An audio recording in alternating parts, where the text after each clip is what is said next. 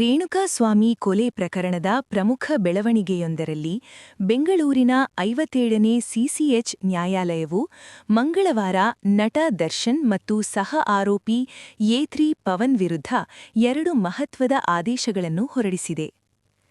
ಬೆಂಗಳೂರಿನ 57ನೇ ಸಿಸಿಎಚ್ ನ್ಯಾಯಾಲಯವು ನಟ ದರ್ಶನ್ ಅವರ ಕುಟುಂಬ ಮತ್ತು ಸ್ನೇಹಿತರನ್ನು ಭೇಟಿ ಮಾಡಲು ಅವಕಾಶ ನೀಡಿದೆ.